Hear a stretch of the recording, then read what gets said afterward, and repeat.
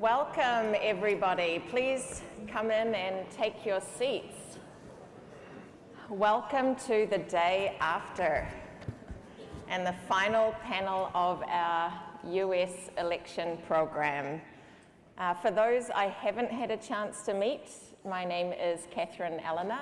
I am the Vice President for Programs of IFES globally, and it has been our privilege to have you with us, to have a front row seat for our elections yesterday.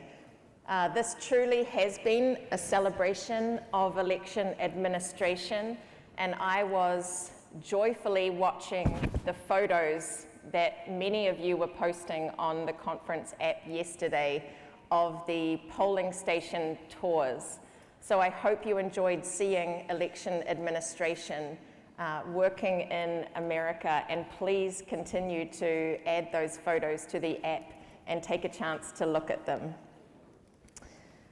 So I have two panelists with me here in person, and soon a third panelist will join us online. Obviously, tensions have been high in the US leading up to this election, and voters have been feeling anxious throughout the electoral season. The US was also a very anxious country when George Washington took the first oath of office in the Federal Hall in Lower Manhattan at the time. At that time, the nation was riddled with debt, the Constitution was weak, and the judicial system was in its infancy.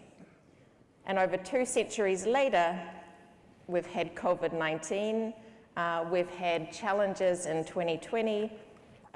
Americans have been more anxious now, and a poll found us 72% fearing the outcome would lead to violence, and 69% of us feeling significant stress about the election. And I think while there may not be a cure for immediate anxiety, there is one thing that works, and that is fair play. And election administration is a core part of that. And it also means accepting defeat when defeat is clear. And that's something else we will want to talk about in this panel. And just a story and a quote about what this means for democracy. Last year, Democrat Kimberly Pope Adams ran for a seat in the Virginia House of Delegates, and she spent $6 million and campaigned for 18 months for a position that was only for 2 years. On election night, she trailed her competitor by 78 votes. She asked for a recount, but did not denounce her opponent or allege fraud. The recount added 25 more votes to her total, but not enough for her to win. And she made an important statement. It was heartbreaking, but it wasn't emotional because I didn't believe it. It wasn't emotional because I didn't trust it. It was only emotional because it was what I didn't hope for, or wasn't what I hoped for. And I think when she was asked about the importance of accepting a close defeat, she said, before any of the rhetoric and before any of you are picking sides, remember who you are. Remember who your neighbors are. And at the end of the day, know that we played by the rules, and win or lose, that is the outcome. And this is true for Republicans and Democrats and independents in the US. And this offers us, I think, a hopeful lesson in loving democracy. This is not to say we should not examine the lessons from our elections and constantly seek to perfect electoral integrity and fair play. We heard on Monday about the challenges and the opportunities in the United States with respect to the electoral system, boundary delimitation, campaigning, information integrity, civic education, alternative voting methods, and campaign finance. And this morning, this is a chance to revisit some of these topics in light of the preliminary results that we have seen overnight and this morning. And I am delighted to have 3 experts to help us with this conversation, 2 with me on the stage, and Tad with us online. And Tad Devine, thanks for joining us. Tad is considered one of the leading experts on the Democratic Party's presidential nominating process and general election strategy. His work in presidential politics began in 1980 on President Carter's campaign. In 2000, he served as a senior strategist to the Gore-Lieberman campaign. In 2004, as a senior advisor and strategist to Senator John Kerry's campaign for president. And in 2016, chief strategist for Bernie Sanders' campaign.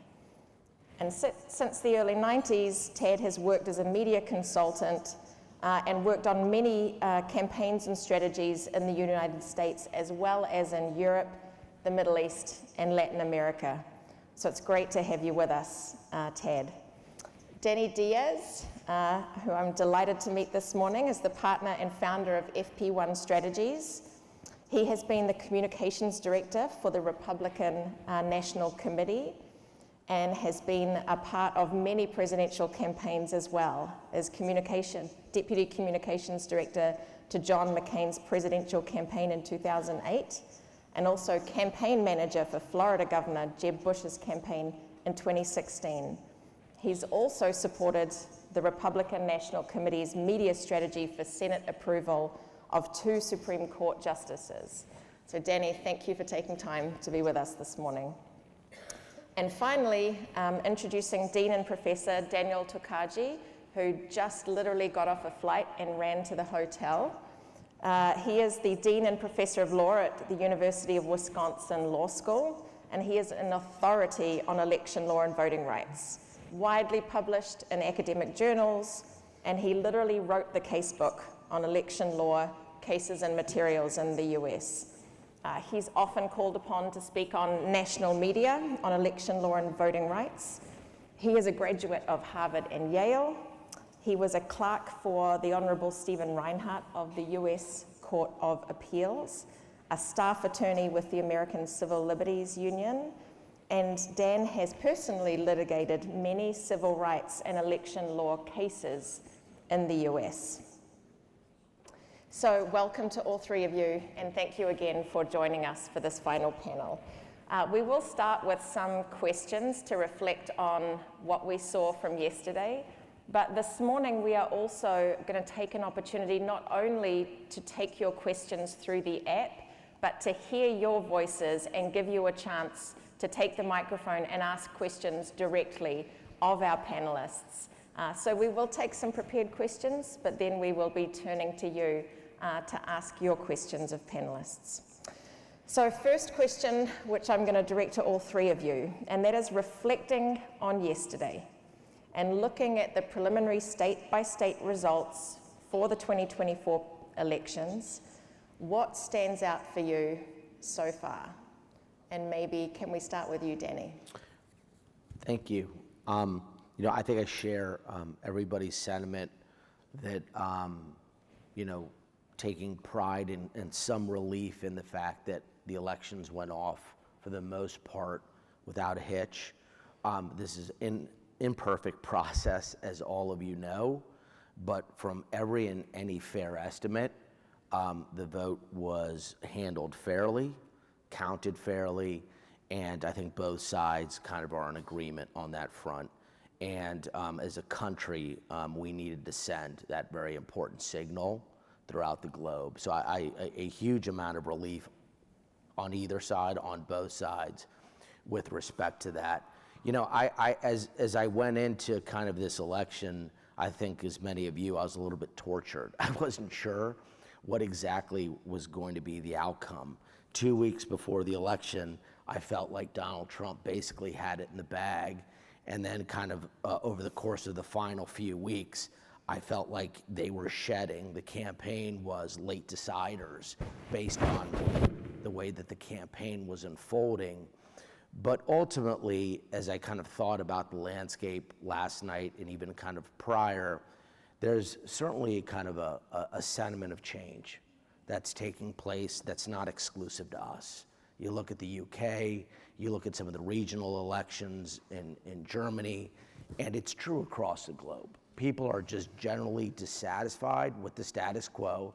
That status quo can be liberal, that status quo can be conservative, predicated on where you rest your head, but dissatisfied with the status quo. And from a kind of a meta perspective, she lost the change argument in a big way. She lost the economic argument. And when you look at the top issues that drove voters to the polls, she was behind a lot. And so I think from the perspective of kind of what occurred on Election Day, there were a lot of grumpy people. They were really unhappy with the state of affairs, and they voted their conscience. And I think as you extrapolate some of the shifts in vote share among key demographics, that becomes pretty pronounced when you look at the vote share in some key urban areas. That becomes pretty pronounced. So ultimately, the United States wasn't an outlier last night. The United States fell in line with a lot of other countries with respect to just general dissatisfaction with the state of affairs and voted as such. And from my perspective, you know, don't want to oversimplify it, but at a very high level, that's my takeaway. Mm-hmm. Thank you, Danny. And maybe I can go to you, Tad. Do you agree with the narrative of change? And if so, maybe where did that come from? Yeah. Well, yes. Good morning, everyone. It's great to be with you. I agree with Danny. I think I feel a sense of relief that you know we've had a free and fair election here in the United States this year, and that there's not a lot of complaint about it. And I don't think there will be from either side. I agree with that.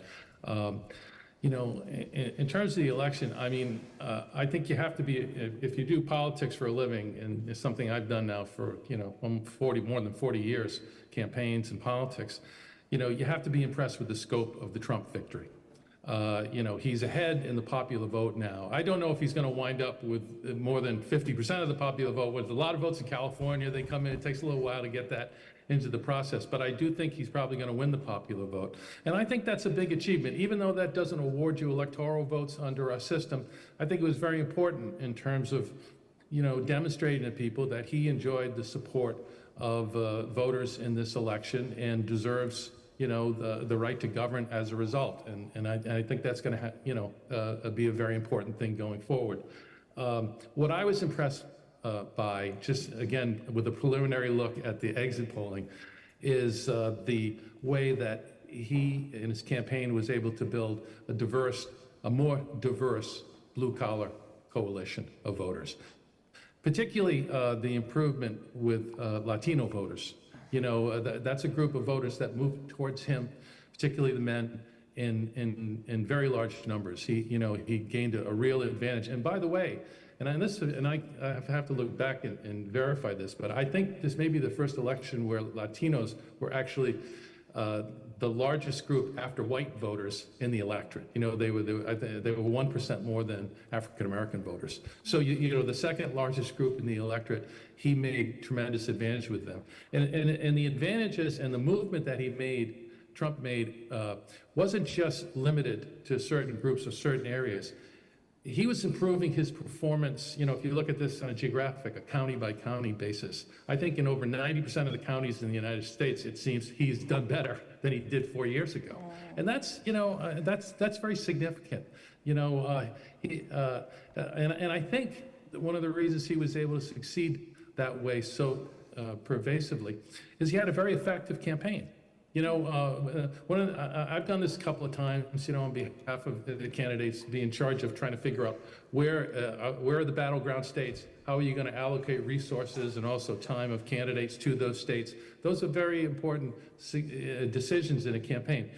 It looks like they're going to win all the battleground states, okay? And, you know, from a campaign perspective, that's a real, you know, significant achievement. They were able to identify the battlegrounds, utilize the resources properly, understand what moved voters. And one last point for me before I move on. You know, I've been making television ads for over 30 years for political campaigns all around the world. And you know, when you make those ads, you know, you find that there's really two things you can convey to voters. You can give them information, you know, about issues, about other things, or you can make an emotional impact on them. You can connect with them on an emotional basis. The Trump campaign did that. They had a lot of advertising that focused on issues that voters care about. And I agree with Danny, core economic issues were really at the heart of this thing, particularly the impact of inflation on workers in the last few years. That I think drove the economic argument more than anything else. People feel like they're falling behind, they're not getting ahead, and they wanted something done about it. And this was the way that they could do something about it, by voting for this. And he also used some very effective negative advertising, frankly. Particularly about social issues that raised concerns amongst voters who ultimately gravitated towards him. So, it was a good campaign and had the desired result for them. Great, thanks Tad, and we will come back to the messaging in just a moment. But Dan, no one knows, I think, voting rights better than you, and Tad of course mentioned that Latin Americans also came out in large numbers to vote. But what strikes you, looking back on yesterday and how the results are playing out? Sure, well, my focus is on election law and administration, right? I am not affiliated with either of the parties. What I really care about is how well the process works. And by the process, I mean not only how election officials run elections, but also how the courts act in enforcing voting rights and otherwise making sure the laws are adhered to.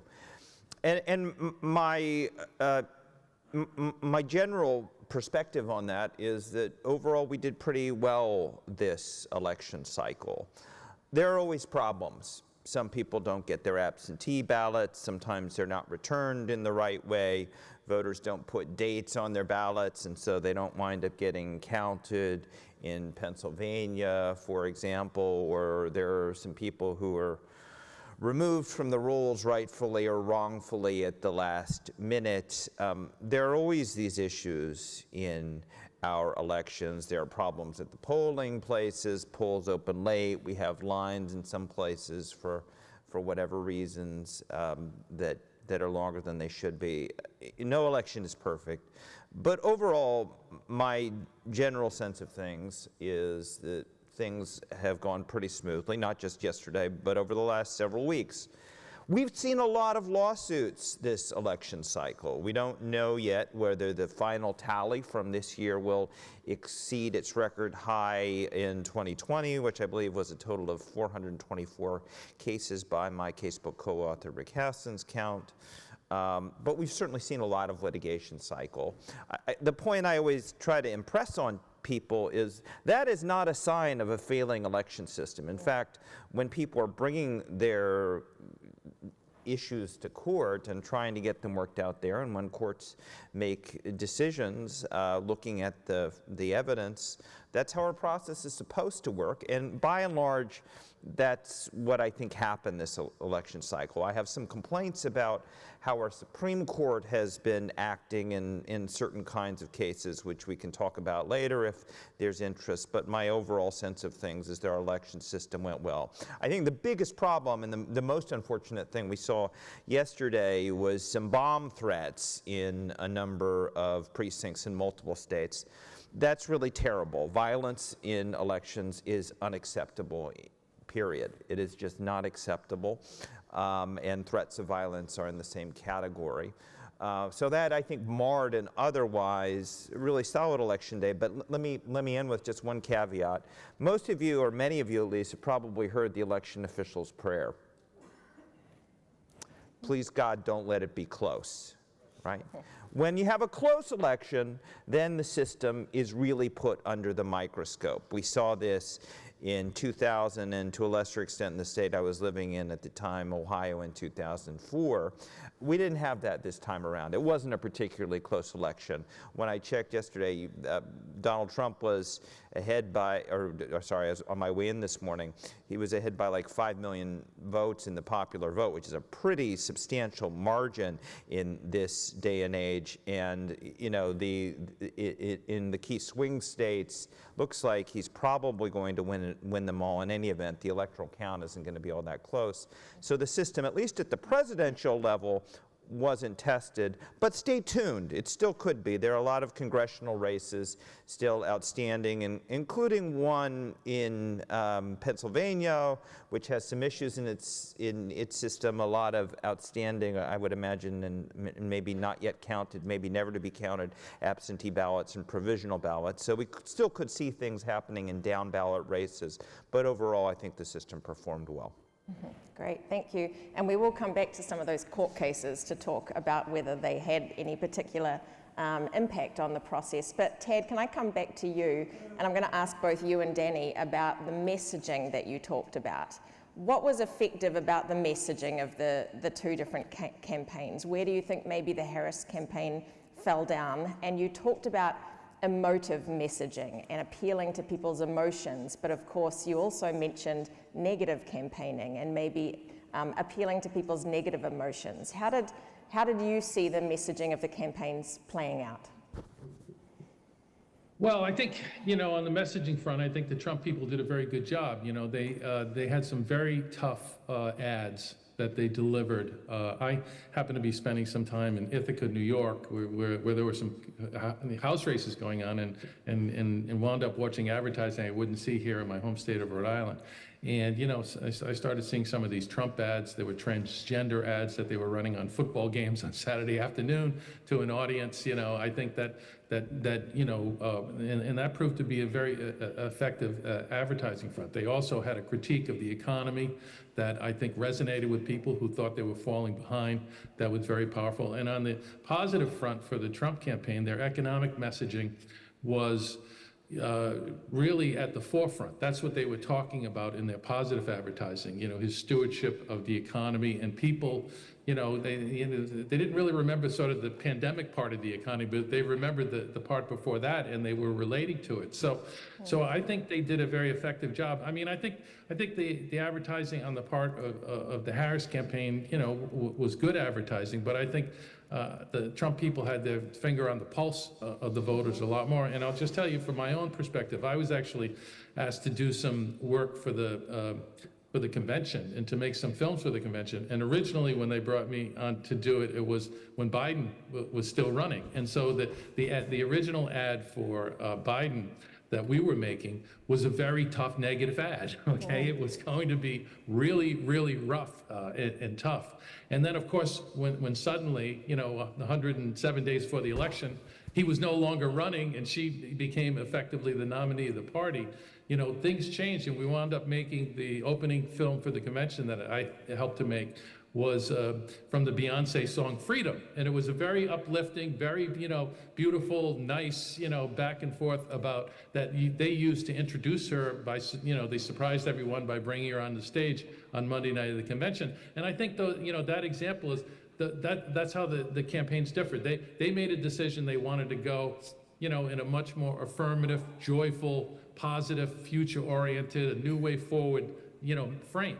And that was a decision they make. The Trump people basically, I think, had a balance of economic messaging, going back to his tenure, and also talking very specifically about issues like no taxes on tips, things of that nature, and also this social messaging, which was very, very powerful. It hit the target group that they were looking to move, which were these men, younger men in particular, and sometimes men who are either African American or Latino. So so I think campaigns make a difference, and I think in this case, they did. And in your experience, Tad, did you think the short time frame for the Harris campaign also impacted messaging? Absolutely. I want to tell you, first of all, I think the vice president did a remarkable job in the campaign and was a very good and effective candidate. And when you think about what happened, basically they put a parachute on her back and threw her in 107 days before the election. And here's someone who, even though she was vice president, I can tell you, having worked myself for Walter Mondale and for Al Gore, nobody knows who the vice president is, even if they're the vice president. And so she did not have the opportunity to go through that nominating process, where, in other countries, people are used to 4-week campaigns or 6-week campaigns. We're used to 2-year campaigns here in the United States. And that process, I think, is very important for such a big and diverse country. We have to get to know these candidates. The decision to vote for president of the United States is the only office that we have in this country where everybody votes for that office. Okay, we don't have any other national office, just the president. And I've seen in all the years I've done these campaigns and a lot of research that decision about voting for president is probably the most precious voting decision that people have in this country. They really care about it, they really think about it, and they want to know who that person is. And she did not really have much time to get to be known so that people could relate to her. I mean, they ran one bio ad on her and that was it, and it, so I think that was not an advantage for her. It was a big disadvantage. It would have been much better if we had a nominating process, somebody emerged from it, people got to know them through it, as happened with Obama, for example, in 2008, and then they could build on that. So I think that was a distinct disadvantage. And may I also say, I think Trump, to his credit, and the people around him, took the situation they were in, which was he was being indicted and brought into courtrooms all across the country, and instead of running away from it, they embraced it, and they used it as a media opportunity to define their messaging in that regard. So on both sides, you have to deal with the hand you're dealt with in a campaign. I think, the Trump people dealt with it pretty effectively. I think the vice president did personally, but I think in terms of the campaign, the Trump people had a more effective media strategy, and the proof is in the pudding. So Danny, this is your bread and butter. I would welcome your reflections on the messaging. Does it also, as Tad mentioned, there was a choice of the Harris campaign to have this sort of message of hope and freedom. And maybe he mentioned some of the kind of negative campaigning that you did see play out on the Trump side. Does it say something about the American electorate in terms of one of those strategies being more effective than the other? Yeah, look, I think, you don't choose the environment that you run in, and oftentimes I think people lose sight of the fact that it can be the determinative ingredient in the outcome, and you need to adapt to that environment. To the point that was made, she needed to adapt to the environment that she was handed.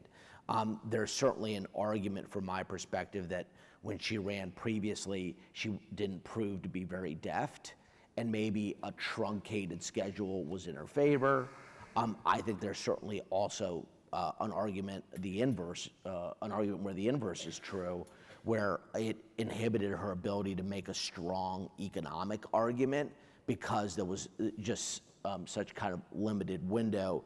What I would say, what kind of struck me, and some of this, as more analysis is done, will kind of be proven true or untrue, is that they seem to want to kind of make this a referendum to some degree on his character, particularly after kind of like the joy component of the campaign kind of went through its process and kind of the honeymoon was over. And I just, with somebody who is 99.99% name ID, and there's not a person on the street who doesn't have an opinion about them, I kind of found that to be kind of curious, to the point that Tad made too. This guy was on national TV in courtrooms day after day, month after month. So I found that to be a little curious. The Trump folks, there was a consistency, whether it was Biden or Harris, and they wanted to contrast on the economy, and they wanted to contrast on culture, and they wanted to contrast on change, and they did that kind of day in and day out, and that proved in kind of my eyes to be very, very effective. I think, if I were, and hindsight's always 20/20, looking back, I feel like the day that Biden got out would have been a very good day to have 2 cups of coffee at a table with 2 people and say, hey, I love you and you love me, but like these are the areas where we agree and these are the areas where we disagree. And I need to be able to articulate space respectfully, and I feel like that didn't happen. And that needed to happen, and it needed to happen very early. And those differences needed to be on costs, it needed to be on the economy, and need to be on jobs. You look at some of these polls, and they split all three of these out. Well, just add them together. Look at what the Trump people did on immigration. It wasn't just open borders. It was that these people are coming and taking your job. They made it an economic argument, and cost is king in a lot of these places. And so I feel like there was a lapse there that kind of could have proved to be kind of determinative. And there was also, to the point that was made, the cultural piece, okay? And so I think you can look at the cultural piece, and a direct derivative of that is black men, to some degree Latino men, to some degree some of the suburban vote. And people, you know, there's always change, and I think people were uncomfortable with the rate of some of the change. They understood who those people were, and they presented kind of that to those individuals, and I think that certainly kind of affected their view. And then lastly, I would just say, you know, I was kind of, this is always true, but I was a little kind of awestruck by the sheer number of celebrities and like music icons and all these really, really rich, really, really successful people. And I just kind of thought to myself as this was playing out, boy, if I live in Erie County and like, I'm like really unhappy about my property taxes or about the price of gasoline or whatever, and I have these super rich, fancy people who are like force feeding me kind of what I should think, kind of what I should vote, that might not play as well. And I think what we have found is, even in corporate America, people believe that professionals, whether you're creating widgets or whether you're singing songs, you should kind of revert to your expertise. Just do that really, really good, and like let us do the other stuff. And I think there might have been an element of like greater separation between kind of regular folks and kind of folks who might have been perceived to be elite. And I think that also might have influenced kind of people's outcomes. So kind of really kind of that change piece driven by the economy, the cultural piece, and then kind of the intangibles, which also the Fourth Estate plays a role in, kind of just continuously kind of communicating a theme against one candidate and kind of pro another when their approval number is on par with Congress, which is not very good. So maybe we don't need an Elon Musk, Taylor Swift standoff. Maybe not. Maybe not. Turning to you, Dan, I mean, feel free to comment on that, but I'm interested to also come back to the process a little bit. And, you know, we talked on Monday here about the reforms that did happen, which were quite remarkable around the Electoral Count Reform Act, and that we felt maybe might really come into play after the result. Curious your perspective on that, but also some of the court cases that you have been tracking ahead of the election, and whether you felt they impacted how the process played out. Happy to talk about that. I am gonna comment on the exchange between Tad and Danny just a moment ago. And so I'm a lawyer, and we lawyers believe that things are always more interesting when we disagree. So I'm going to disagree with both of them. I don't think there's anything that Kamala Harris could have done to change the result. Tad mentioned earlier, campaigns matter. Well, there's actually a body of political science literature calling that into question. And look, I agree they can matter at the margins, but look at this election. Kamala Harris and the Democratic side had a ton more money to spend than Donald Trump did, and they got trounced. And overall, I think she ran a pretty good campaign. I think also Donald Trump ran a very good campaign. He was a much more disciplined candidate than we have seen in past elections. But I actually think Danny's comments that he started with were right on target. This was a change election. People do not like the way the country has been going. This economy and especially inflation have been rough on people, especially a lot of working class people, people of all races. I mean, the fact that it looks like Trump may have won the male Latino vote, Ted mentioned this earlier, this is really extraordinary. Notwithstanding these unforced errors that the Trump campaign made late in the cycle with that rally at Madison Square Garden, I don't think there's a thing that the Harris campaign could have done that would have changed the result of this election. And maybe I'll just to give them a chance to respond. Yes. I'd really love to hear if they think that, you know, following this advice would have made any difference.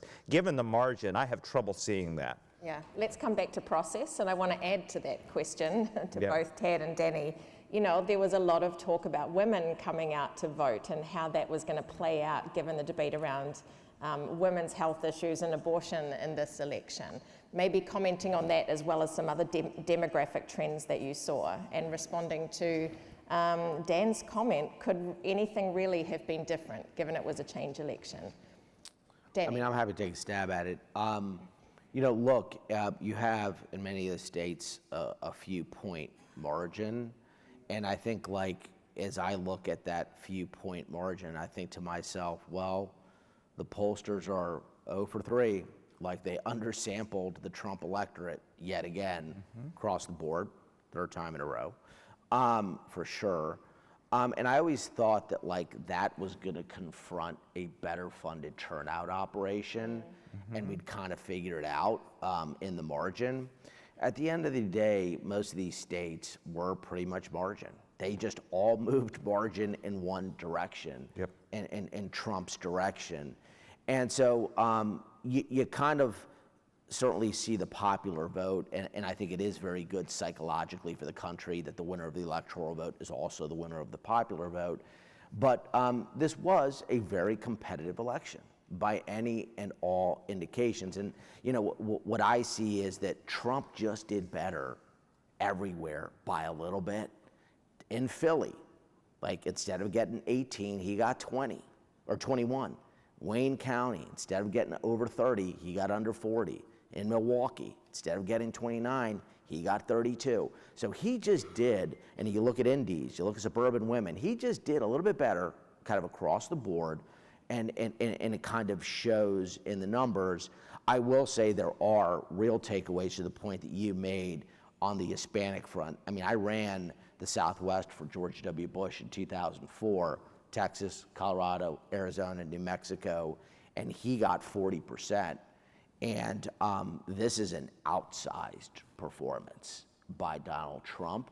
Now, whether that's true to him as an individual and whether that's transferable to the party, we'll find out, but nonetheless, kind of a totally and completely kind of outsized performance on his part. And so, you know, the one thing to your question about women that I want to raise is, I just felt like there was a gross oversimplification about this. I kept hearing, man, 54, 55%, and there was almost an assumption that she was going to get like every vote from a female. And there was just this, it was kind of, I almost felt like I knew a secret that I shouldn't tell anyone. Because if you looked and you saw non-college educated white women, well, he was winning that portion of the electorate. Not by a lot, but if you believe that he was winning by 4 points or 5 points, and you believe that that's undersampled, and you factor that in, well, she wasn't doing as well with women as the New York Times, the Washington Post, and every other outlet was reporting.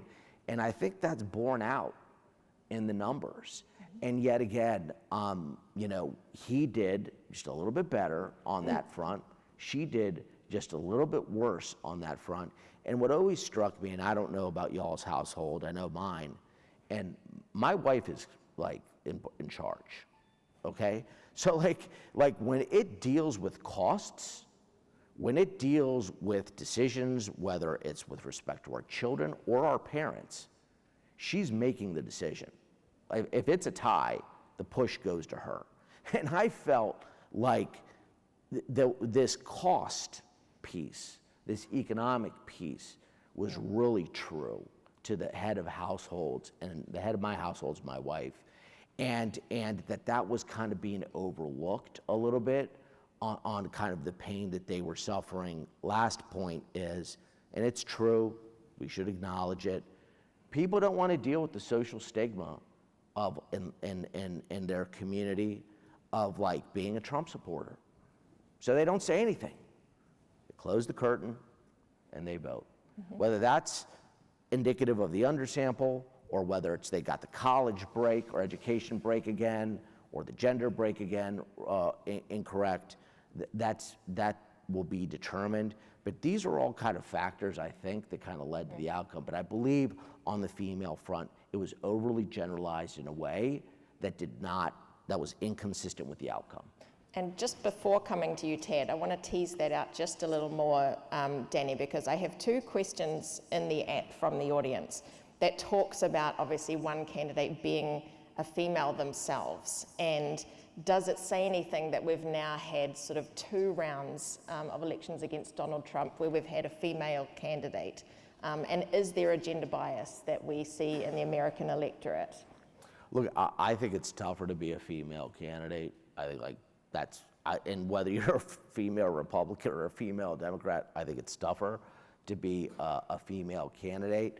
And I don't know how many more cracks we have in this kind of glass ceiling, but ultimately, quite obviously, we're going to have and should have, and will probably be better for having a female president. But I think ultimately, at the end of the day, Donald Trump's kind of just a very unique athlete in American political history. I don't know what else to say. He has 99% name ID. Nobody doesn't have an opinion about him. He came to the presidency with a network, very popular network TV program, his name on buildings. He's a unique kind of personality. And so I just don't know whether it's really fair to kind of measure 16 and 24 in like isolation and not look back and say against a different candidate, it probably would have been a different kind of outcome, to be honest with you. And there were real nuances with respect to both the Clinton race after 8 years of Obama. People wanted change, and frankly here yet again, after 4 years of Biden, people wanted change. I think they might have been victims of the environment and once again, a very unique athlete as their competitor. And this is an interesting point because I think there's a difference between obviously people wanting change and then having this unique athlete, as you say. And I think a lot of folks on the Democratic side looked at this unique athlete as an extremely unique threat to America and American democracy that would drive turnout on the other side. So I'm curious your reflections on that, Tad, and also on the gender bias question that's come from the audience. Well, to get back to the point, could she have won the election? I mean, I guess because I've worked on so many campaigns, I feel like, you can always win them. There's always a way to, you can find, I remember, for example, I worked for Walter Mondale in 1984, and I know we weren't going to win that election, the general election, but in the primary, Gary Hart was mounting a serious challenge to the former vice president, and he got in a debate with him, and Hart said, can you name 3 issues where you disagree with the AFL-CIO who had endorsed Mondale? And Mondale, being the kind of guy he was, would not enumerate any, even though there were he was against funding the B-1 bomber. They wanted to build it with their workers, so they had differences on issues that he could have talked about, but he just wouldn't do it. And and I think they needed to understand better the liability that a very unpopular incumbent president presented to them, and to break. With Gore in 2000, we tried to use the convention speech to break from Clinton, because we were convinced, and I still remain convinced of this to this day, that if we didn't make that break from him, there was no path to victory.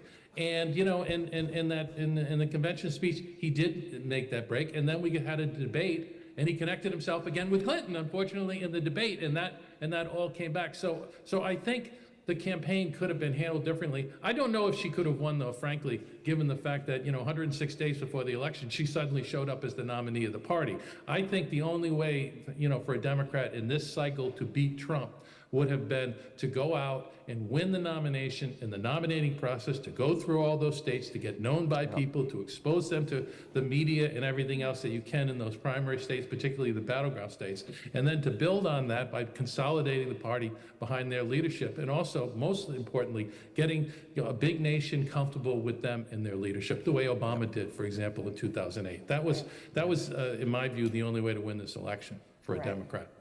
Thanks, Ted. And I'm going to come back to Dan, just back to process for a moment. We have a number of electoral commissioners, judges in the audience from around the world. And of course, those judges are hearing cases related to electoral laws or outcomes. Those commissioners are respondents in a number of cases. We saw a ton of them prior to the election here. We were perhaps expecting some after the election. Can you comment on what you've been seeing and maybe some of the implications on the process here? Sure. Well, we've been seeing lots of cases filed on both sides. And, in general, I'd say in this election, the pattern that we've seen in past election cycles in terms of pre-election litigation is the same as in recent election cycles. In general, Democrats have brought cases that are seeking to expand access in one way or another. For example, by making absentee ballots more available or allowing absentee ballots to be counted even if they have technical defects. There's this issue which arose last presidential election cycle in Pennsylvania, the so-called naked ballot issue, which is a lot less exciting than it sounds. These are ballots that are returned usually by mail without the secrecy envelope inside them that they're supposed to have. The Pennsylvania courts have said those ballots should not be counted. However, people are allowed to cast provisional ballots if they have had some sort of technical defect like that or like a failure to date their ballot. So Democrats have brought access cases. For the most part, Republicans have brought cases that have to do with ballot integrity. For example, seeking to purge or remove voters from the rolls or challenge voters who they believe aren't citizens or aren't properly registered, to comply with list maintenance procedures which require that certain voters be removed from the rolls on a regular basis, that sort of thing. But we have seen some, exceptions to that pattern in this election, which is interesting. And I think actually makes a lot of sense if you think about how the demographics of the party have really changed over the past 2 decades or something, right? It used to be the Democratic Party was the party of working class voters, right? Low propensity voters. That was, more or less true about as recently as, say, 20 years ago. Voters who might have been less likely to turn out in elections, more impeded by election procedures that made it more difficult to vote. Well, that's really shifted considerably over the last 20 years as educated, highly educated, by which I mean college-educated voters have flocked towards the Democratic Party, and voters without a college education have gone in the other direction. So you actually saw the Trump campaign bring some litigation having to do with ballot access, in particular a case in Pennsylvania about voters wanting to vote absentee and not getting their absentee ballot. And the two parties actually joined on one case in Erie County, which had to do with people who should have but didn't allegedly receive their absentee ballot. So one of the things that's interesting is you may see this access integrity debate, which has been, pretty consistent over the last 20 years, changing as the demographics of the party shift, and the Republican Party now includes more voters with lower socioeconomic status, lower education levels in particular, who tend to be lower propensity voters. I have one more question from the app here, and then I'm going to be turning in the next couple of minutes to the audience with the microphone. So please, if you have a question, I'll be asking for you to put your hand up at that time so we can pass you a mic. But it's coming back to the messaging. We've talked about a change message and a change election, but this one is slightly more specific about whether anti-establishment messaging is becoming a central strategy in modern election campaigns. And I think that's probably on the minds of many of our international colleagues here today. I don't know who would like to start in answering that question, anti-establishment messaging. Well, I mean, what was unique about it was that the person kind of leveling the anti-establishment argument was a former president. And he becomes the second person in American history to have 2 non-consecutive terms. You got to go back to our pal Grover Cleveland against Benjamin Harrison. But I think it is. I think it absolutely has become a component of global politics, particularly as true and total outsiders to politics, whether they're successful like Zelensky was on kind of the media side, whether they're successful in business, like innumerable candidates and heads of state today. There are people who have had great success and prowess in their industry and have decided to make the leap. And invariably, when they make the leap into politics, it is that the current establishment, the status quo, is so deeply flawed and broken, it requires someone with no allegiance to anyone who resides within it to break China, which people want, and kind of make change. Now, the outcome of that certainly is totally and completely hit and miss based on kind of where you reside and where you sit. But I think it absolutely is a growing component of the playbook. It's been true in our history. It's never been more true. And I think in part it's never been more true because of the ubiquity of social media and these personas of these individuals and how well known they are and at least how defined they are. Whether that's true or untrue, what people believe, how defined they are in the minds of the public with respect to what they stand for, agree, disagree with. And so that is kind of very unique to where we find ourselves today. And Tad, over to, can I just add to that question, Tad, as you answer it? Obviously, a key part of this anti-establishment messaging is around corruption as well, and being able to utilize that narrative of corruption. I think making it difficult for citizens to perhaps understand a real from a instrumentalized campaign messaging. Hopefully, you're still there to answer. Are you still with us? Give him 2 seconds. Maybe while we're waiting. Oh, yeah, there he is. I'm sorry, I lost Katie the last half of your question, but I think I get the gist of it, which is, listen, I had experience in 2016 of being associated with the most anti-establishment campaign I've ever worked on. It was for Bernie Sanders, and I wound up being the chief strategist and ad maker for that effort. And I will tell you that I saw with my own eyes as we traveled all across America, the audience that is looking for someone to deliver an anti-establishment message. And he did so very powerfully. And at the heart of that message was, an attempt to point out the corruption in American politics. And I sort of hate to do this with an audience of people from other countries, because I do love my country. And, but I will tell you, we have, as Bernie would say in the campaign, we have a corrupt system of campaign finance in America.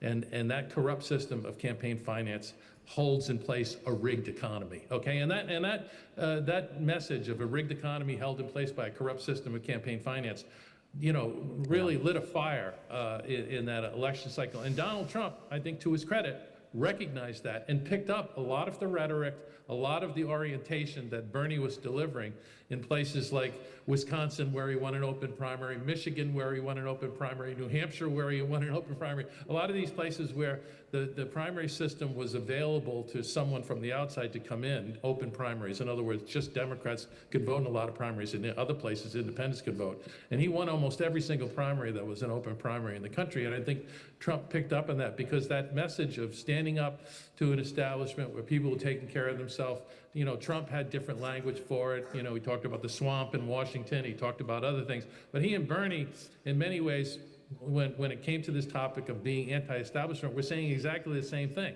And I believed in 2016, and I tried to convince the people in my party, but no one believed me, that the only way we were going to win the election was with that message, and with a candidate who could deliver it, with authenticity. And and I think that's one of the reasons Trump gravitated towards it, and one of the reasons he's delivered it, and one of the reasons he's the president-elect today. Thanks, Ted. Here I'm going to agree with both Ted and Danny. It just occurred to me while you were talking, Danny, this is the third election in a row in which the party occupying the White House has been kicked out. When was the last time that happened in American politics? I'm thinking back in my memory, and I can't give you an answer off the top of my head, but I think this is a signal of the fact that voters here, and I honestly believe it is across the ideological spectrum, are really dissatisfied with our political system. They want somebody who's going to break things, and that really is Donald Trump's specialty. Look, she had like a big hurdle to get over. In the last 100 years, there's been one sitting vice president who's won election. George H.W. Bush. So history was already kind of the odds kind of were against her, because I think intuitively people feel like there needs to be some balance, some change, and people are uncomfortable with any party having the reins of power for kind of too long a duration. But our system of politics is beginning to adapt a little bit to the sentiment of people. Whether you agree or disagree, we're passing laws that change our primary process in states across the country. They're moving to kind of ranked choice, or what we call jungle primaries, where everybody's in the same primary, the top two vote getters kind of move on. That's RR, DD, RD, what have you. And so I think as there's a greater understanding that people are dissatisfied with their choices, whether that's for Senate, House, governor, what have you, right? They're understanding that there are some changes that can be made within the state system. Thank God it's not federalized. Thank God it's a state system. Within their state system, and they're putting these on the ballot. And in many states, they're voting in favor of them. So I look at this almost like a plumbing system where the pressure goes up. And in some places, we're opening up the pressure relief valve and we're letting a little bit of it out. We'll see whether it works or not. But that is direct reflection of the point that's being made here, that there is some understanding, that there is some dissatisfaction with the process and what it's yielding. Right, and maybe that pressure needed to come up far enough for some of these changes to happen, because traditionally, if you look over time, I think there has been a resistance to reforms to the electoral and political process. It's just slow. In the US. Yeah. So we have about 30 minutes when we'd love to hear some questions directly from the audience. I would ask if we can keep them very short and succinct to give an opportunity to get as many questions and answers as possible. So if you can put your hand up, we do have some opportunities for interpretation as well. And I have a couple of questions in the front table and then in the table behind. So thanks, Sarah. We'll start at the front table here, and then to the gentleman after, and then to the lady over here. Thank you for your explanation of the election outcomes. I have two quick questions to you all. First, how do you assess the kind of influence of a so-called super PAC influence in this election? The first question. The second question is, how do you see or interpret the role of a Christian fundamentalist in this election? The role of Christian fundamentalist church and people who believe in Christianity how do you evaluate their influence in this election? Yeah.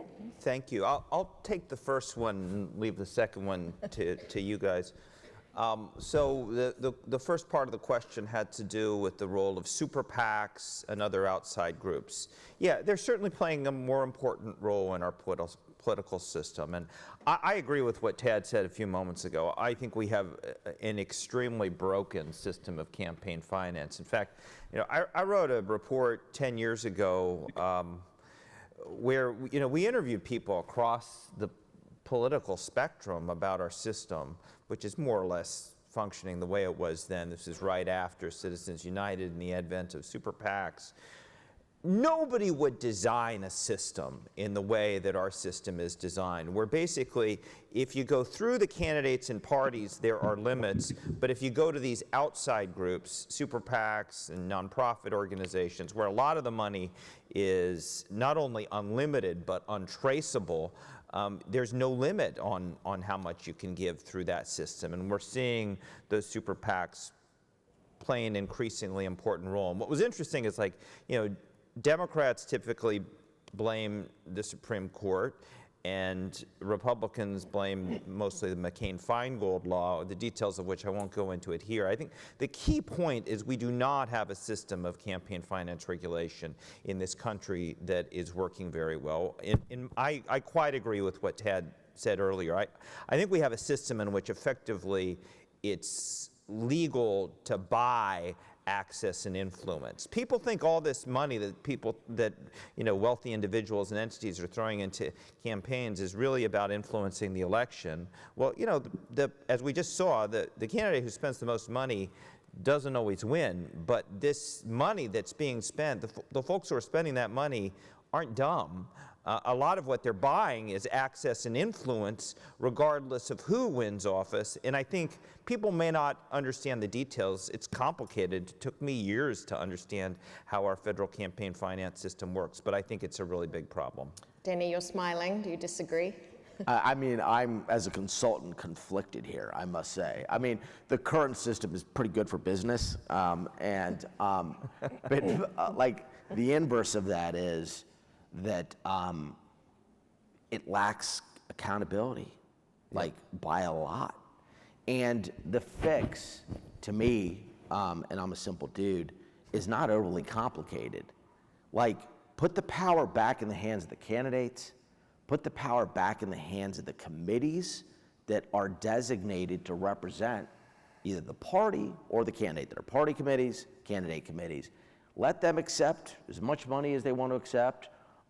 Make it totally transparent, which is super easy to do today. Make that easily accessible to human beings to determine for themselves whether it's material or not and how they vote. Yet we have this labyrinth of organizations that spend money. Some, they don't have to report based on their tax status who the donor is. In some cases they do. They engage in what we call express advocacy. I deal with it all day, as I'm sure Tad does as well. You deal with it on issue campaigns, you deal with it on candidate campaigns. Man, it's a lot more complicated than it needs to be. And I think it, like, engenders suspicion, candidly, among people. And it's not super complicated to fix, and you're correct, I do blame McCain-Feingold. On church versus state, we are founded as a country with faith. It's part of our DNA. But there's an understanding that it shapes a human being's experience and what they bring to the arena. But that person, as evidenced by the way that John Kennedy answered this question in 1960, needs to govern all the people, whether or not they're people of faith and whether or not they're people who share their faith. And that has been the operating kind of understanding as a country for a really long time. Mm-hmm. Tad, your thoughts on both those questions? Well, let me start with the question of evangelical Christian impact, I guess I would describe it. And I think there was significant advantage for Trump. I mean, I'm looking at the exit poll. In the exit poll, 22% of the respondents identified themselves as white, born again, or evangelical Christians. Harris won 17%, Trump won 81%. And, you know, in these campaigns, you try to find places where you can run up margins, you know. So even if it's just more than only 1/5 of the voters, if you're beating somebody 5-1 in that 1/5, you know, that's a margin that can lead to victory. People who said no to that question, she won 58% and he won 39%. So you know, I think that was a big part of his victory.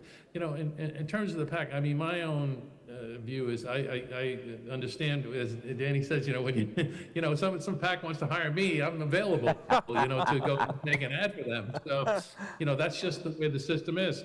But I do think, you know, having worked a lot outside the United States, and particularly, you know, in Western Europe, you know, where what we do in the United States, I mean, if people went out and started spending money on campaigns outside the system, they'd go to jail, you know? And so, you know, I do think that we have a system that's totally out of control. I do think that Citizens United and a bunch of other decisions that came down by the Supreme Court just opened a spigot that is really polluting the politics of this nation. And I think that we're going to have to try to do something.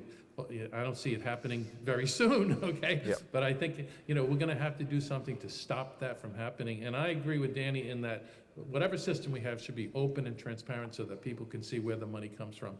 And, you know, that's the best way for this to work. It doesn't work right now. Thanks, Tad. Can we collect 2 questions at once? So this gentleman here and the lady here, and then we'll answer these 2. Thank you. My name is Saulo Wanamsibusolo. I'm Secretary General of Party for Growth and Prosperity from Kenya. Thank you for the opportunity to ask a question. My question has to do with interrogating the idea that this election in the US was about change, and perhaps the failure to understand that it was election about change could be the issue. Now, my concern is that in terms of understanding US politics or the US system, the US is fundamentally a place whose philosophy is the philosophy of the marketplace. And in the marketplace, you have buyers and sellers. Buyers who want cheap, sellers who want profit. So how do you organize change in such a system? Or are you just looking for repetition? Because during campaign, people talk about change. Once in power, it's repetition of the system of making profits. So which is which? Are we sure that really we understand when we understand that people want change? Mm-hmm. Before we answer that, thank you, sir. Over here in the front, maybe if you can, the lady in the red and then the lady in pink, if you can both ask your questions very succinct. My name is Dr. Mariam Bedlo. I'm from Nigeria, New Nigeria. I'm a politician, New Nigerian People's Party. We appreciate everything that is being done. I don't want to waste our time. Like the last speaker spoke, he said they needed change. I'm coming about that. Change is inevitable. And we know that the economy is quite not favorable. The inflation rate is quite high. And it's all over. I think it's a global issue. But then, I want to know what is going to be relevant to the women as in inclusiveness in this government. I can see the lopsidedness of the election. The white women and the white men voted for Trump. The black women and the black men voted massively for Kamala. So I hope they will be inclusive. They will not look at the bias or whatever, and then they will bring in women on board to make sure that they play their impact, because we are economic movers and we do a lot to improve the economy of a country. Thank you. Thank you. And just the colleague beside you, thank you.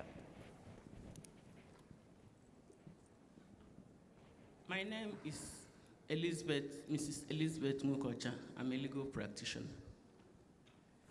I'm from Nigeria and a politician. My question is going to be on the mood of the campaigning that went on during the period of electioneering campaign. I noticed that there were a lot of disparaging languages used by both candidates. Some negative utterances trying to impugn on the integrity or personality of the candidates that we are running on the two political platforms. That's Democrats and the Republican. Knowing fully well that these candidates are leaders of their various parties, whom the populace or the citizens and their followers look up to. They are the opinion molders of some sort of their parties. Is there any legislation that the Congress or the government will bring on board going forward that disparaging languages, mudslinging, and violent languages that can incite the citizens against one another should be curtailed or stopped completely? Thank you. Thank you very much. So we have a question here about change, and I think there's a distinction here, change in terms of campaign messaging versus change in reality. And then two questions kind of related, particularly in terms of how women voted, the status of women, what we might expect moving forward. And then just the third one around the disparaging language and possible legislative responses to that. Maybe I could just add in a question that came through in the app as well, which is the importance of information integrity just more broadly, and perhaps some of the challenges we faced in terms of foreign influence or other influences. So any of you feel free to answer. Maybe I'll take the last one first, since as a lawyer and as a law professor who teaches First Amendment law, I'm in the best position to respond to that. There's almost nothing that can be done about disparaging speech in campaigns under our First Amendment as it has been understood by the Supreme Court. Unless you're talking about language that reaches the very high standard of defamation, meaning a knowingly or recklessly false statement that's damaging to reputation, which is very hard to prove, you can't impose either civil or criminal, or for that matter, administrative penalties. So, whether that's right or wrong, that is our long-standing legal doctrine.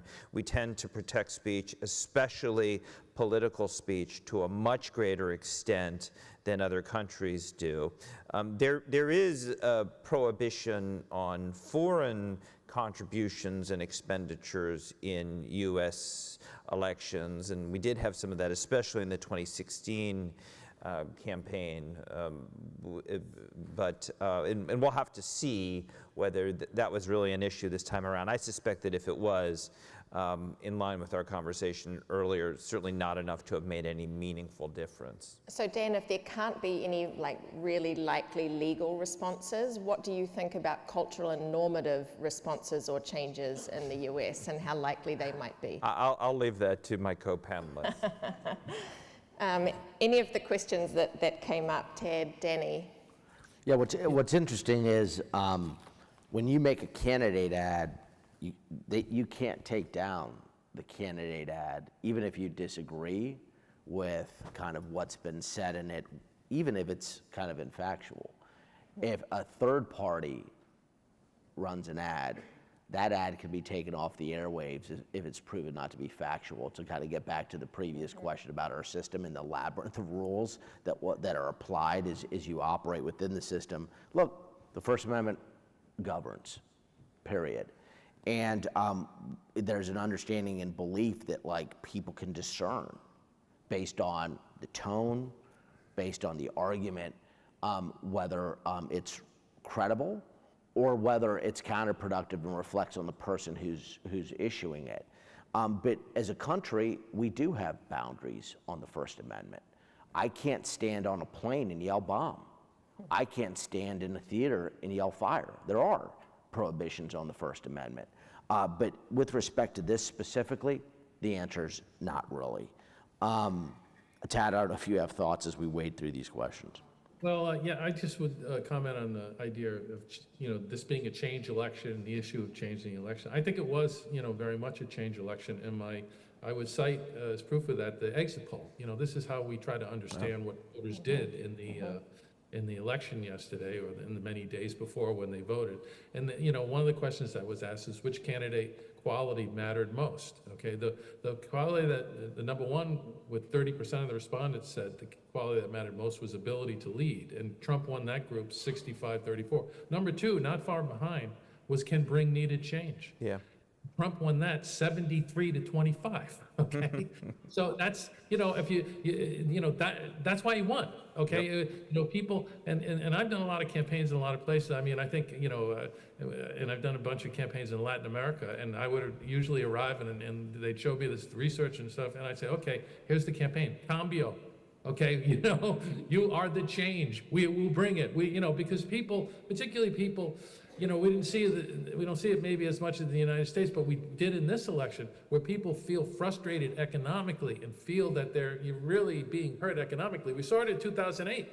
Okay, people and a wave election reacted to that, and and Obama really became the candidate of change. Change you can believe it was his slogan, and so so I think, change was really driving it. And I think what Dan said before about, this may be the first time we've had 3 changes in administrations and 3 elections, that's a very interesting observation and something, we should all try to understand, particularly if you want to win the next election.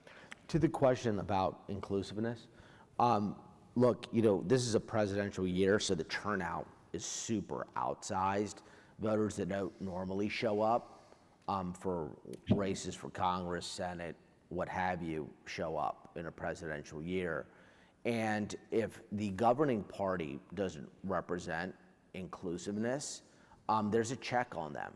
And that check will come 2 years from today, basically, in 2026. And oftentimes the party in power loses seats, substantially so, in midterm cycles. Yet there's an understanding that people who are rewarded for representing kind of an agenda that speaks to the vast majority of people. On the Republican side, look at Phil Scott. Phil Scott is the governor of Vermont. He's a Republican in a state that is about as democratic as you can get. He won last night with like 70% of the vote. You look at Brian Kemp in Georgia, approval ratings over 60%. You look at Glenn Youngkin in Virginia, approval ratings over 60%. And so there are examples of people who have governed in a manner that people, irrespective of their color, station in life, what have you, have agreed, vast majorities, that they represent their interests. And so that is possible. There's certainly examples of it, and maybe not enough, but they exist. Mm-hmm. And I think as we look at some of those down ballot races, there are some firsts in terms of inclusive representation that we're going to see as the results come in. I want to collect 3 more questions. We have this gentleman here, just one in the back here, and then this gentleman here. If you keep them short, please, so we have time to answer them. Thank you very much. My name is Nazar Abbas, and I'm from Election Commission of Pakistan. My question is this, that after the campaign period, after seeing the results, it can be said that the abortion hasn't proved to be a panacea for Democrats, whereas Trump's pledges regarding the mass deportation and tax cuts, specifically the cuts on the Social Security, has been successful to gain more support from the voters. What is the take of the panelists on this? Thank you very much. Thank you. And we'll just collect 2 more. Yes, the gentleman down there, Sarah, and then back up to the front here. Thank you very much. My name is Francis Oke. I was in charge of electoral assistance in West Africa Economic Region. My question to the analyst is to know what will be the outcome of US relationship and at international level. Are we expecting any key change between the relationship of America with other countries, with international institutions. As analysts, I want your view about that. Thank you. That's a very big question. And this gentleman up on the front table, thank you, Sarah.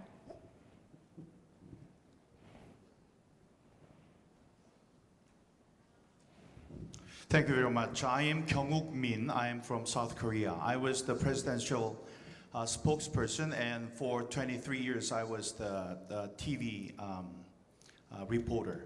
And I was a member of National Assembly also. And I'm the one that who thinks that I lost my election because of the election rigging. And I'm leading the fight against it in South Korea. As for the President Trump, he also thinks that he lost the election because of the rigging 4 years ago.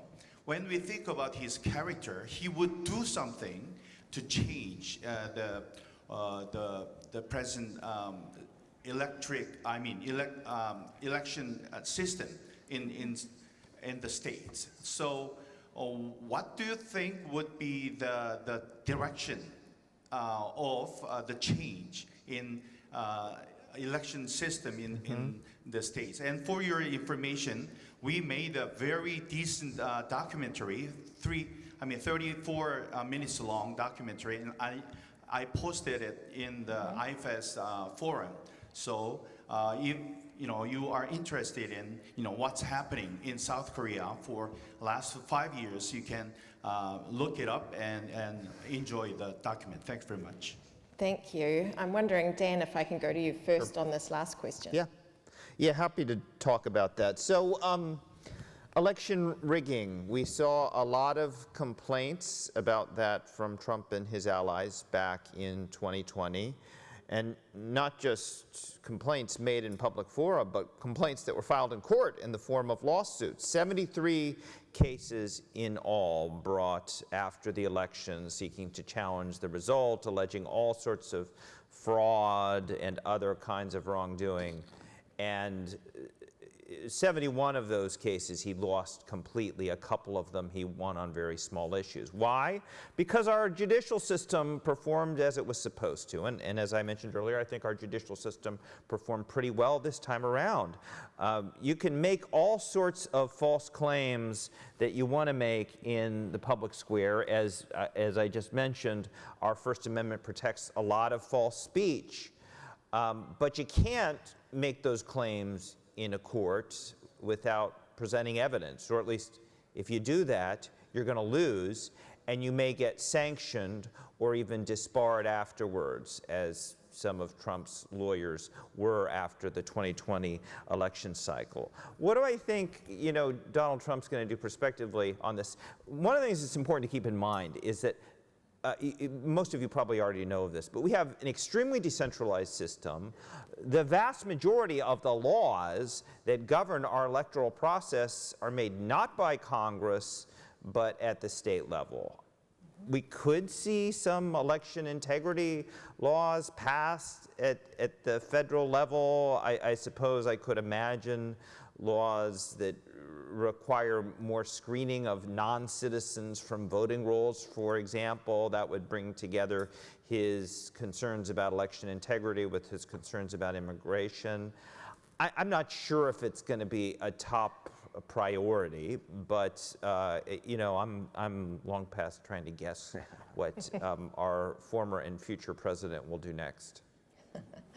Danny, do you want to guess how the American relationship might change with various other countries? I'll answer that very broadly and succinctly because we have limited time. We're going to find out pretty quickly here. We're going to find out pretty quickly here. You have North Korean troops engaged in a conflict on behalf of Russia in Ukraine. And the president, or incoming president, former president, has made pronouncements with respect to how he would deal with that matter. And so my expectation is that we're going to get a pretty good indication of this sooner rather than later. I think that's probably going to be more pronounced in Eastern Europe than it's going to be in the Middle East. I think there's a greater kind of consensus, despite there being a lot of consensus nonetheless, with respect to kind of Israel and what they're engaged in. So I think we'll find out pretty soon, but there are no easy answers here for sure. Great, thanks, Tad. And if you want to comment too on the campaign focus on deportation in particular, and the impact that maybe that had. Well, I think it had a powerful impact, in a way that was probably unexpected. I mean, the thing that jumps off the pages for me when I look at the exit poll is the movement of Latino men, Yep. towards Trump. And I think the way that the Trump campaign went after that issue, Danny or somebody may have mentioned this before, not just talking about it as he had in the past. I mean, in the past, he basically was this invasion that was coming to the United States. He was president. He was going to send the troops to the border to stop the invasion. This time, they moved it into an economic frame and said, listen, people are going to lose their jobs because, these people are coming in illegally. And, so it became more of an economic issue. And I think in that frame, it resonated more powerfully with the group that they were targeting to move. And they did move that group. I mean, the Latino men, voted strongly for Trump. And that was really probably the one group that moved the most in terms of internal movement within demographics. So, and I'd just say briefly about what's going to happen with the changes in policies. I could go on for an hour about this, but in our system, I used to practice law many years ago. I'm not going to pretend to be a constitutional lawyer like our colleague here, but the president under our Constitution is given broad powers to deal with foreign affairs, to recognize ambassadors, and to such stuff. And I think Trump realizes, and I think he's somebody who gravitates towards power, okay? And he knows he's got it here, and he's going to use it. I remember I served on the IFES board for 12 years, and when Trump was first elected, we were concerned that he might defund organizations like IFES and other international organizations, and we worked very hard with many of our colleagues on both sides of the aisle to try to make sure that didn't happen. But I think the bigger picture is that he's going to insert himself, whether it's a relationship with the United States with our most important allies, NATO, and or our allies in the Pacific as well, and somehow affect these relationships which are ongoing, or the commercial relationships with the United States and our trading partners and people with whom we do business. These are going to have huge ramifications, on our economy and also on our security. So we'll see what the president does, and we'll see whether or not. We'll see what the Congress winds up being. I still think there's a chance the Democrats, can retain the House when all the votes sort of come in place like California. So we'll see what happens there. There was a question about abortion as well, and how the politics of abortion may have affected this race. So, I think it's important to recognize the data are not in yet, will not be in for some time. We don't really know the answer to this question. It would be foolish to pretend we do know. What we do know, however, is that 2 years ago, abortion, with the Dobbs decision, which reversed the right to abortion under Roe versus Wade, was very helpful to Democrats. A lot of Democrats ran on reproductive rights in 2022, and it was helpful to them. Now, we don't know how it affected this election. I suspect the evidence will show that it was just swamped by other issues, particularly concerns about inflation and immigration. But, if it hadn't been for Dobbs, Kamala Harris might have done even worse than she did. Yeah, one observation. So, Donald Trump, this is the first time he's on the ballot post-Dobbs, okay? And he's the guy that nominated 3 Supreme Court justices. And I think the term used was panacea. It was not a panacea. That much we know. We also know, and I think this is right, I'm pretty sure it is, abortion was on the ballot in 10 different states. Yep. It passed in 7 of the 10. Why is this noteworthy? Because Arizona and Nevada, 2 swing states, it was on the ballot. It passed in both. yet Donald Trump is going to carry both of those states. Voters can discern. They can look at a ballot and say, I like this person, I don't like this policy, or vice versa, and that is true here in this outcome. Thanks to all of you. I'm going to give each of you just 30 seconds in a moment just to offer some last remarks, and ideally remarks of hope or positive messages to take from this process before I ask IFES's President and CEO to come up and close out our event. But just from my perspective, I think in looking out at the community we have here, all of our countries these days face similar challenges in our electoral processes. And for me, I do take away and I take hope from the way that the process played out yesterday and the important signal that that does send for the US. But also that, of course, democracy is not just about voting, and we need to pay attention to the democratic culture on which the voting process sits. And for me, we together and as electoral community play an important part of that, and we need each other as a community to support each other in this effort. But if we can give just last remarks to each of you. Dan, did you want to go first? Happy to. Well, what I really want to say is very simple. I want to thank you all for being here. You wouldn't have come all of this way unless you all care deeply about democracy, as all of us here do. And it means a lot that you would come so far to come witness our election and join us to talk about it. I know there are a lot of people, especially on the Democratic side, who are worried about the future of our democracy. And I'd be lying if I said I wasn't. But I also think that our institutions in the United States, they're not invulnerable, but they are strong. And I am feeling quite hopeful about the future of American democracy, regardless of how one feels about the outcome of yesterday's election.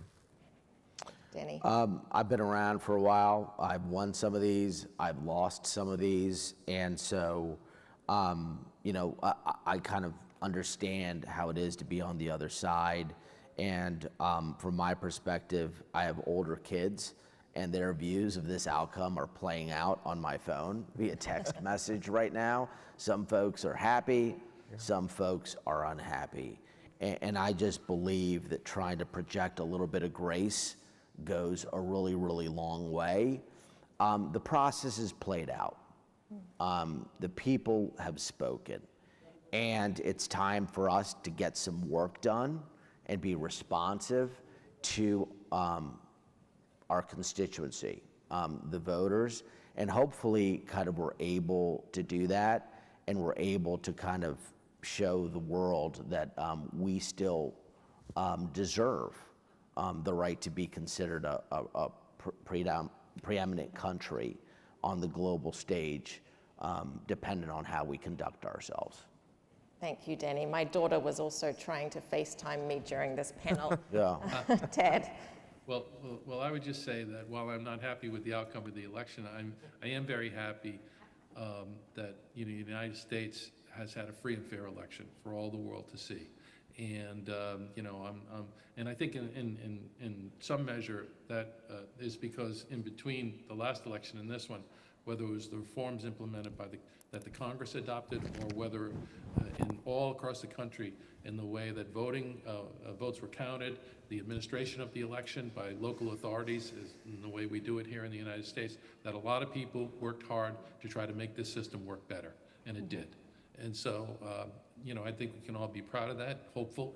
And, as a Democrat, I'm looking forward to the midterm elections. Thank you, Ted. Please join me in thanking our panelists for giving their time this morning. Hey, great job. That was really fun. Yeah, likewise. I enjoyed it. Thank you. Thank you so much. That was good fun. Thank you so much. Please stay seated, and our President and CEO will be coming up to join us for closing remarks of this program.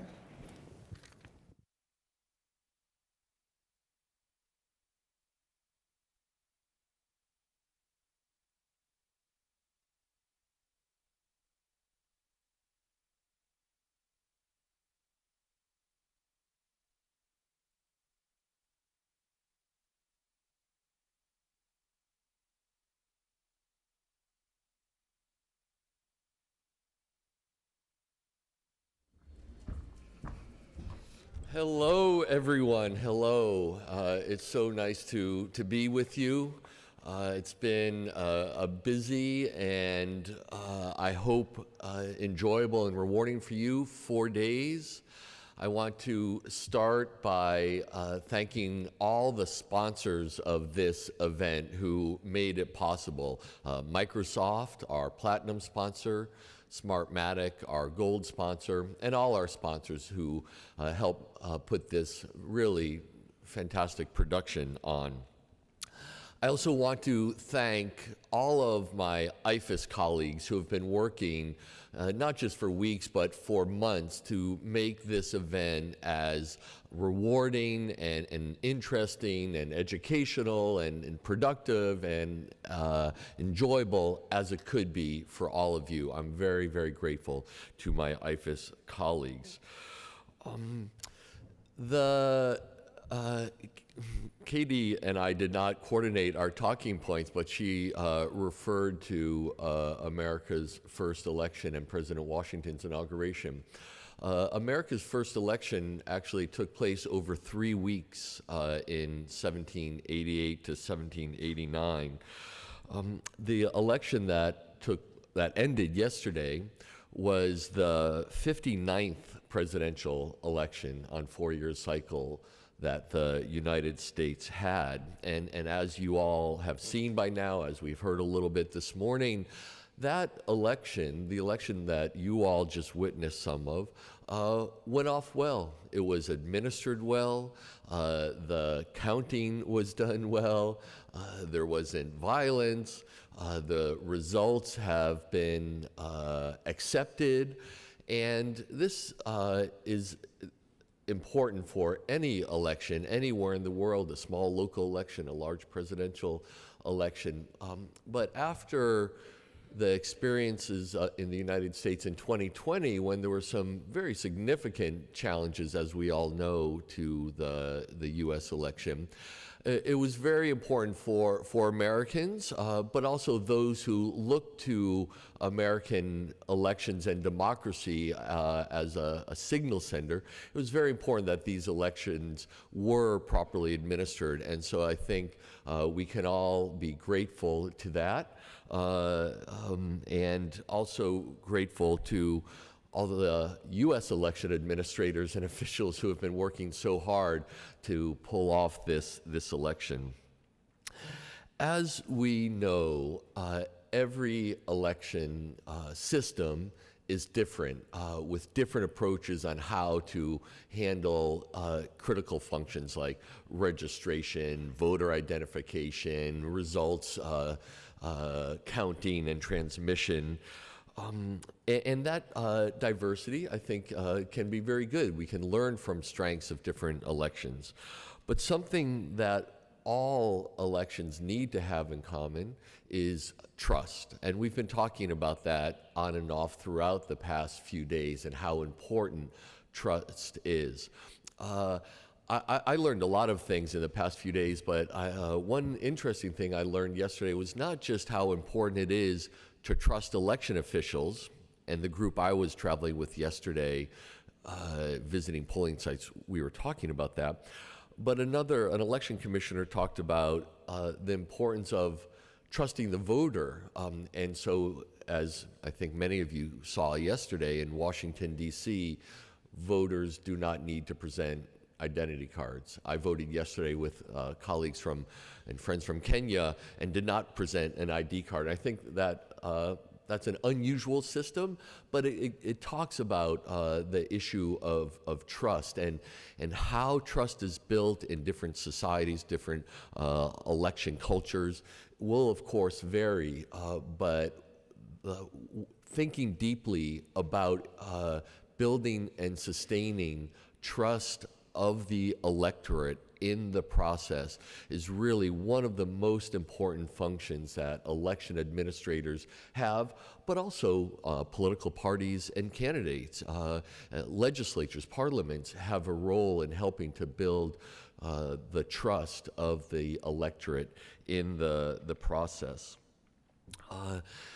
Another interesting aspect that I spoke at some length yesterday with colleagues was the role of the media in U.S. elections in announcing results. In most countries, of course, it's an official announcement of the Election Commission.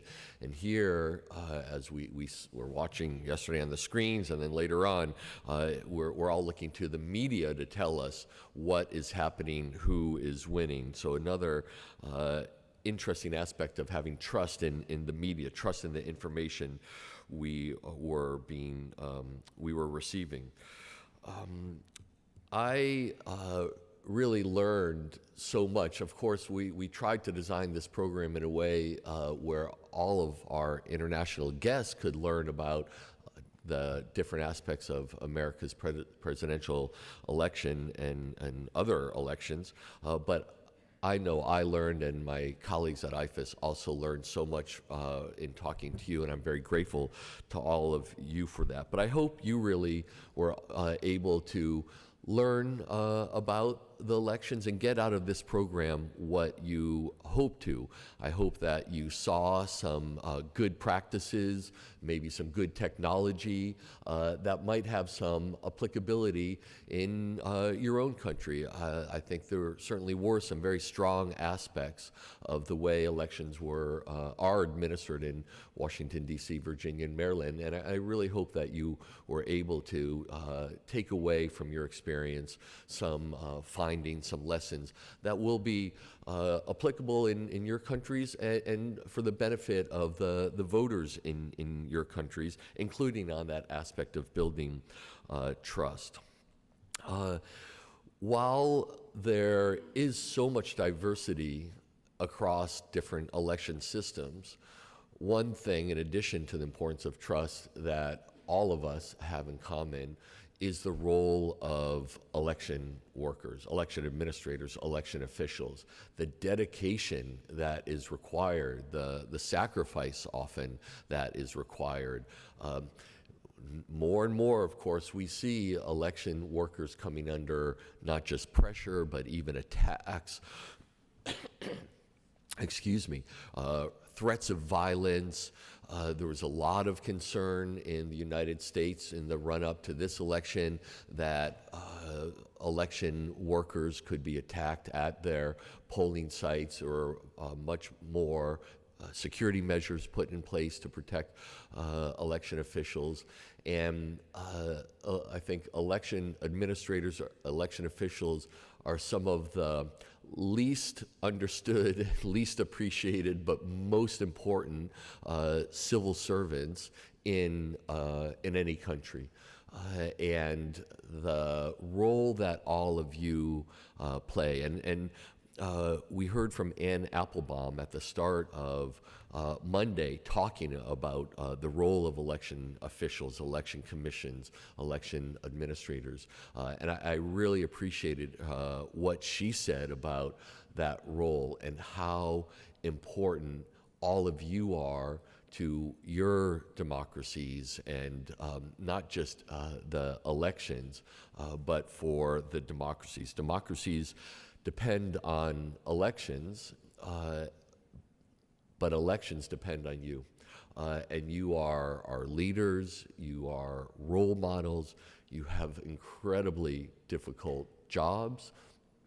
But I hope that more and more the importance of your role is appreciated. Certainly in the United States now, election officials are seen in a very different way than, say, 4 or 8 years ago. There's much more appreciation and understanding and of their role and respect for them. And I really hope that as you continue to carry out your extremely important tasks and roles in your home countries, that your role will also become increasingly understood and increasingly respected.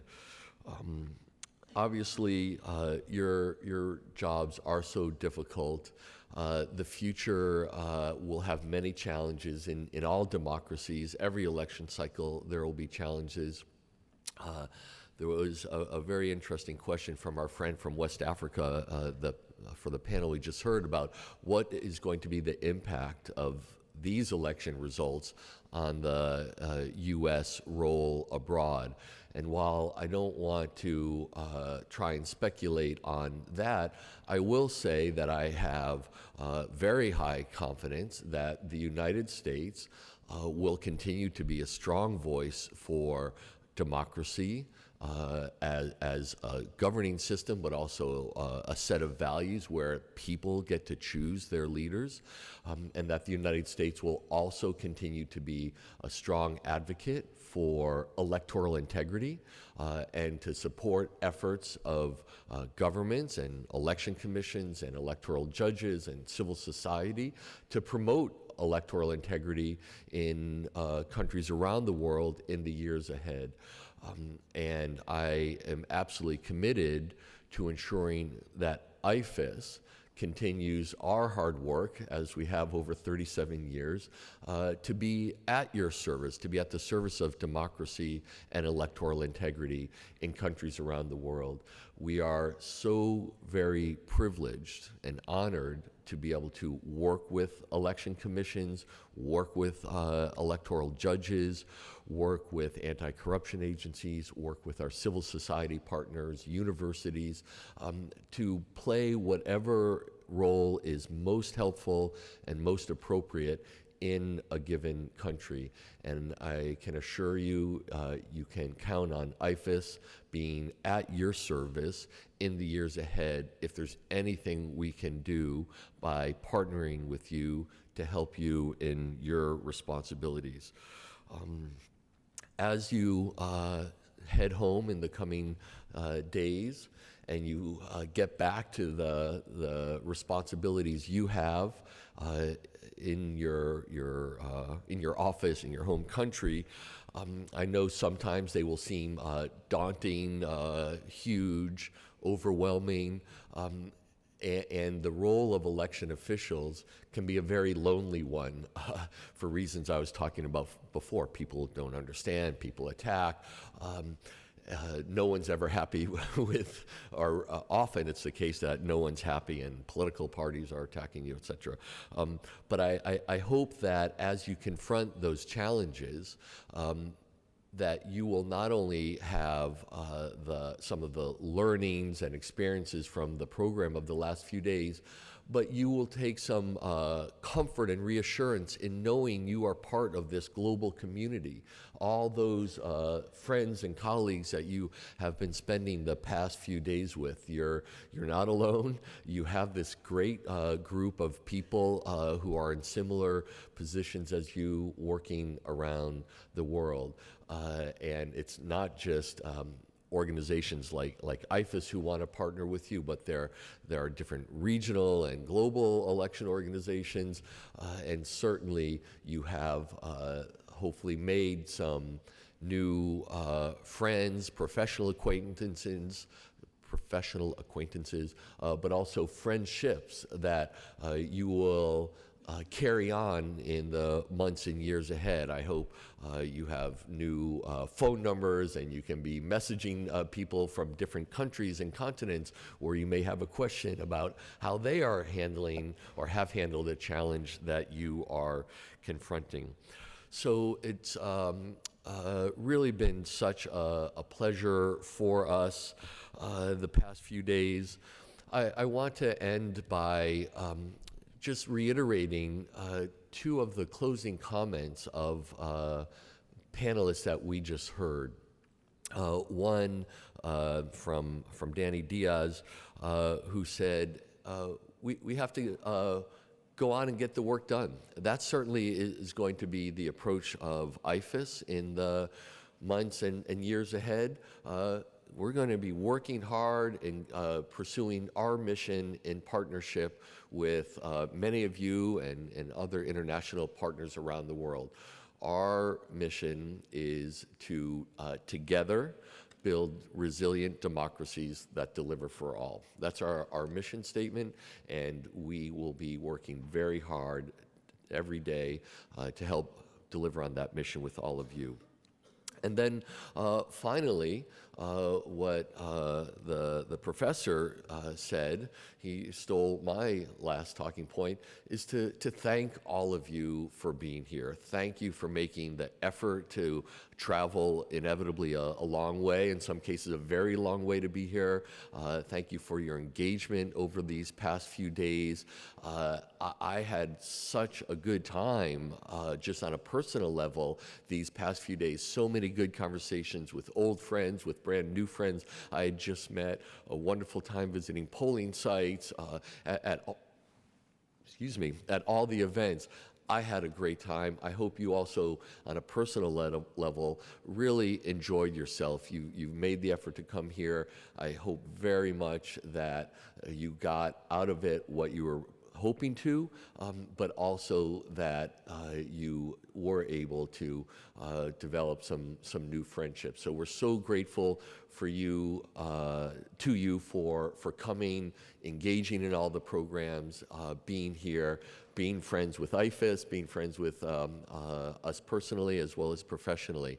And finally, the last thing I'll say is I hope to see you in 4 years. So thanks for being here. We really appreciate you.